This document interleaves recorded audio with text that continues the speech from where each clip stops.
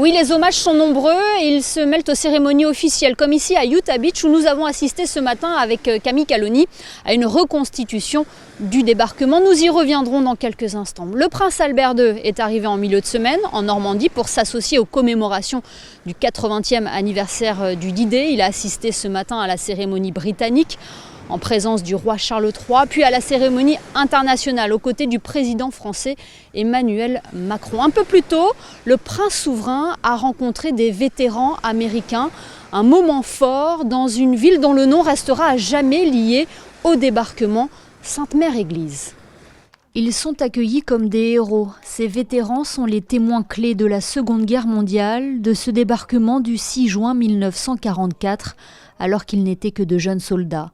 Leur courage et leur bravoure ont été longuement applaudis par des milliers de personnes, un hommage à la hauteur de leur dévouement, un hommage auquel s'est associé le prince Albert II qui a pu échanger avec ces vétérans au Airborne Museum. C'est un anniversaire important, mais parce que dans les années à venir, il y aura malheureusement de moins en moins de vétérans, donc c'est...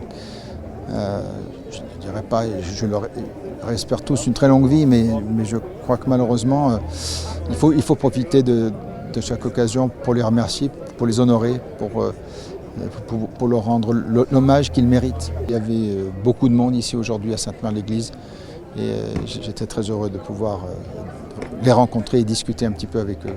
Et l'émotion est toujours intense malgré le temps qui passe pour ces hommes. Ils sont de retour sur un lieu qui a marqué leur vie à tout jamais. Marty Sylvester avait 18 ans lorsqu'il s'est engagé dans cette guerre.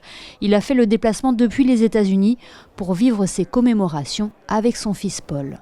It's very mixed. We had a lot of problems getting here. When we got here, we were very happy. And again, being here without anybody shooting at me, I'm very happy. It's been a very moving experience.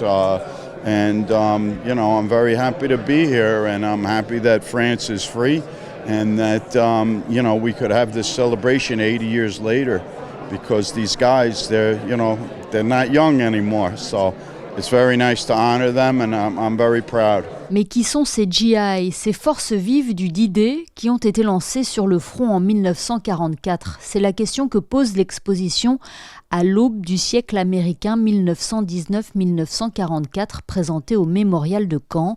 Elle retrace la vie d'avant de cette Amérique dans laquelle ont grandi les soldats, l'histoire qu'ils ont emportée avec eux sur les plages normandes. Le Mémorial de Caen a fait un choix original. Au moment où tous les musées vont parler du 6 juin, de la bataille d'Overlord, de la guerre et de la mort, le Mémorial de Caen a fait le choix de parler de la vie d'avant. Les gars qui débarquent le 6 juin à 6h30 du matin à Utah Beach et à Omaha Beach, de quelle Amérique viennent-ils ? Quelle est leur histoire ? Quelle est leur culture ? Quel est leur imaginaire ? Eh bien, nous allons donc raconter l'histoire de génération, l'Amérique de 19 à 44. Lors de sa présence en Normandie, le prince Albert II a pu survoler les plages du débarquement, celles qui se sont couvertes de navires le 6 juin 1944.